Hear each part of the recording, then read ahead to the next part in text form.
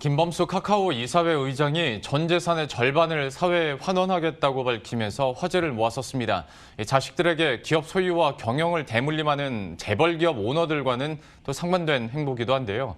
이를 계기로 해서 그 신흥 인터넷 재벌기업 창업자들이 일선에서 물러난 이후에는 그 회사들의 지배구조가 어떻게 변할지도 관심이 모아지고 있습니다. 관련한 내용은 서정근 기자와 함께 이야기 나눠보도록 하겠습니다. 먼저 김범수 의장의 그 사회환원 있지 않습니까? 재산의 절반인데 그러면 재산의 절반이라면 얼마 정도가 추산됩니까? 네, 이 카카오 시가총액이 40조 원 정도 되죠. 근데 이 중에서 김범수 의장이 보유한 지분이 약 25%. 그러니까 이 중 절반이 환원 대상이다 보니까 자연스럽게 5조 원이라는 계산이 나옵니다. 기부 금액이 워낙 단군일의 최다 규모다 보니 삼성전자 이건희 회장도 생전에 못한 일 혹은 안 한 일을 김범수 의장이 한다며 크게 환영받고 있죠. 김 의장이 가족 기업 K큐브 홀딩스를 통해 카카오 주식 일부를 보유하고 있고 자녀들이 K큐브에서 작게나마 급여를 받고 있습니다. 최근도 자녀들과 친족들에게 김 의장이 주식을 일부 증여했죠. 이러다 보니 보는 시각에 따라서 가족 경영이다 혹은 경영을 세습하려 한다는 좀 비판적인 시각도 있었습니다. 또 코로나19로 인한 비대면 수요가 급증해서 이제 카카오가 크게 성장했으니 이제 이익공유제에 발벗고 나서서 카카오가 벌어들인 수익 일부를 사회에 나눠주라는 압박도 적지 않았습니다. 이번 사재 환원 결정은 이 같은 비판과 압박에 김범수 의장이 묵직하게 선을 그은 것이라고 보여집니다. 자녀들에게 경영 세습하지 않겠다. 재산도 온전히 다 물려주지 않겠다 이런 것인데요. 사회 환원을 해도 주주들의 이익 공동체인 회사의 재원이 아닌 내 개인 재산으로 하겠다 이런 시그널로 읽혀집니다. 예. 그러면 그 사회 환원을 어떻게 할 것이냐에 대해서도 궁금증이 유발될 수 있을 텐데 일단 지금 얘기 나오는 거 보면 재단 설립해서 그 자신이 가지고 있는 지분을 재단에 귀속시키는 방식도 얘기가 나오는 걸로 알고 있는데 다만 어떤 사회 환원의 이런 결정을 절대 폄하하자는 게 아니라 기존의 우리나라 같은 경우에 이제 재벌 기업들이 절세를 위해서 좀 이렇게 편법을 사용하는 경우도 없지는 않았지 않습니까? 예. 하다 보니까 글쎄 이번에는 어떻게 다를까에 대한 궁금증도 좀 생기는 것 같습니다. 구체적으로 계획을 밝히지 않아서 내다보기는 어려운데요. 일단 우선 조 단위 규모 환원이다 보니 우선 재단 설립을 자연스럽게 떠올리게 되는 건데요. 우선 빌 게이츠 부부가 설립해서 각자 공동의장을 맡고 있는 빌 앤 멀린다 게이츠 재단을 연상하는 분들이 많습니다.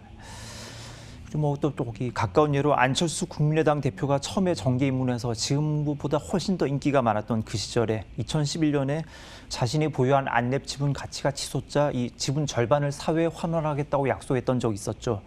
당시 안랩 주식 372만 주 중 86만 주를 928억 원에 매각해서 양도세를 제외한 722억 원을 새롭게 신설한 재단 동그라미 재단에 기부를 했고 86만 주를 또 추가로 재단에 기부를 했었습니다.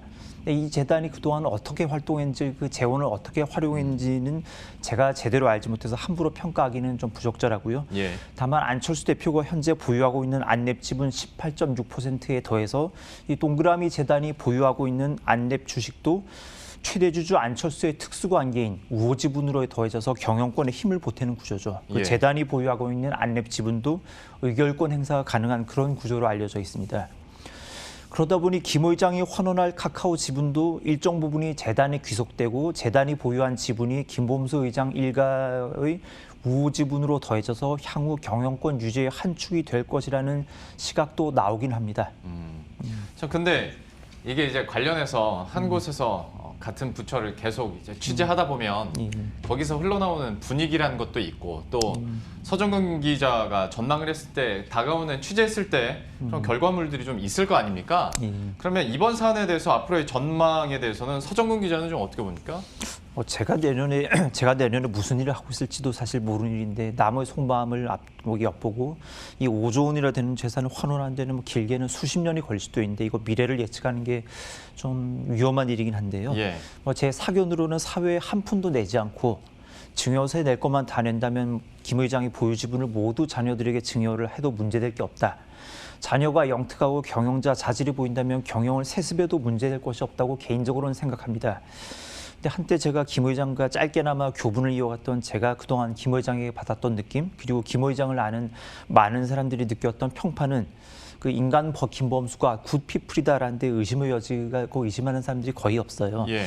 아마 이왕 본인이 결심했으니 사람들이 막 추측하는 이런 것과 달리 지금 사람들이 박수치며 긍정적으로 기대하는 방향으로 순수하고 온전한 형태의 환원이 되지 않을까 하고 예측은 하고 있습니다. 김 의장이 보유한 지분 중 절반을 만약에 재단에 위탁하지 않고 순차적으로 전부 다 팔아서 환원을 해도 자기 몫으로 12%가량의 지분은 남기게 됩니다. 이대주주 국민연금이 보유한 지분이 8% 되니까 김 의장이 은퇴하기 이전까지 경영권을 유지하는 데는 아무런 지장이 없는 지분 구조를 이미 갖추고 있습니다.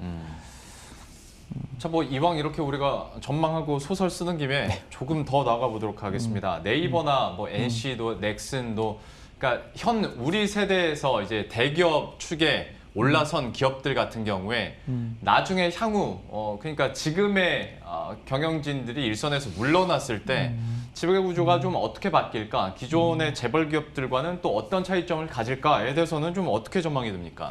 대출 뭐 대기업 이런 그 인터넷 기업들이 신흥 재벌 기업으로 떠올랐으니까 자연스럽게 경영 승계의 여부를 먼저 생각하게 될 텐데요. 예. 우선 뭐 이해진 네이버 창업자는 개인 명의로 보유한 지분이 3%대밖에 안 돼서 이제 자녀들에게 경영을 세습하고 싶어도 기본적으로 불가능한 구조입니다. 최대 주주 국민연금이 지분율이 12.29%, 글로벌 자산운용사 블랙록이 보유한 지분이 5%가량 되거든요. NC소프트도 김택진 대표와 국민연금이 보유한 지분율이 각각 12% 전후로 비슷하고요. 김 대표 그 자제분들이 무려 4분이나 되는데 이분들에게 지분을 균등하게 나눠준다고 가정하면 만약에 자제분 중 한 분이 후일에 경영을 받는다고 해도 한 사람 위주로 지분 지배력이 결속되기 쉽지 않은 구조죠. 예. 넷마블이나 크래프톤도 방준혁 의장이나 장병규 의장이 절대적인 규모의 지분율을 보유하고 있지는 않습니다. 넥슨만 유일하게 오너 일가가 마음만 먹는다면 기업 소유를 안정적으로 후대로 대물림할 수 있는 지분 구조를 가지고 있습니다. 물론 김종주 회장도 경영 승계를 할 생각이 없다라고 일찌감치 선을 그었고요. 제가 아는 바로는 NHN 이준호 회장 정도가 유일하게 자녀들을 통해 경영을 가고 싶어하는 의지를 가지고 있는 것으로 알고 있습니다. 예. 근데 이제 향후에 기업들이 더 사세를 확장하게 된다면 지금보다 더 국민연금의 지분이 늘어나거나 아니면 국내외 전략주 투자자들의 입김도 더 세질 수도 있을 텐데 이것까지 반영한다면 좀 미래를 어떻게 예상해 볼 수 있겠습니까? 뭐 지금까지는 맨손으로 성공을 일군 창업자들의 능력과 카리스마를 기관 투자자들이 전적으로 인정하고 존중을 했었죠. 그런데 이제 이들이 은퇴하고 나면 당장 뭐 네이버 같은 쟁쟁한 인터넷 기업들도 KT나 포스코처럼 주인 없는 회사가 될 전망입니다. 우리나라 ICT 기업들이 대체로 국민연금 투자를 기본으로 깔고 가고 여기에 더해서 텐센트나 블랙록 둘 중 한 곳의 투자는 다들 공통적으로 받고 있는데요. 넷마블을 제외하면 대체로 국민연금의 지분이 안정적인 우위를 보이고 있습니다. 그래서 해외 자본이 우리 인터넷 기업들을 쥐락펴락하는 그런 일이 생길 것으로 우려할 필요는 없을 것 같고요. 다만 이제 우리 인터넷 기업들도 창업자 중심의 소유자 경영에서 이제 전문 경영인 중심의 경영자 자본주의로 자연스럽게 옮겨가게 될 것 같고요. 이 정부 출범 후 국민연금이 이제 기업 경영에 점차 좀 적극적으로 역할을 하는 쪽으로 기조가 바뀌고 있죠. 국민연금이 한진칼 경영권에 일정 부분 영향을 미친 게 대표적인 사례인데요. 네이버나 카카오 같은 플랫폼 기업들이 이제 다수 지분을 보유한 국민연금이 지배하는 국민기업으로 변모하게 될 것이라는 예상이 자연스럽게 나오고 있습니다. 일부 대형 게임사들도 아마 그러한 추세로 갈 가능성이 있어 보이고요. 한편으로는 기업 경영에 정치적인 입김이 미칠 수 있다는 우려도 일부에선 나옵니다. 적어도 경영자를 선정하는 과정에서는 국민연금 등 최다 지분을 보유한 기관 투자자들이 영향력을 행사할 수밖에 없으니까요. 특히 구현모 사장 이전에 KT의 전문 경영인을 선정하는 과정에서 그때그때 집권에 있는 정부 여당이 이를 좌지우지했다는 데는 이론의 여지가 없는 것이죠. 국민연금이나 기관 투자자들이 기업 특성을 잘 이해하고 최적의 경영자를 선출한 것 외에는 정말 특별한 문제가 없다면 경영에 개입하지 않고 중립을 유지하는 것이 일단 중요한 문제라고 볼 수 있고요. 창업주의 능력과 카리스마를 중심으로 고속 성장했던 우리 인터넷 업종의 대기업들도 좀 시간적 여유가 남아 있지만 차근차근 사내에서 전문 경영인을 양성하고 배출할 수 있는 시스템을 먼저 구축해야 될 상황이 됐습니다. 예.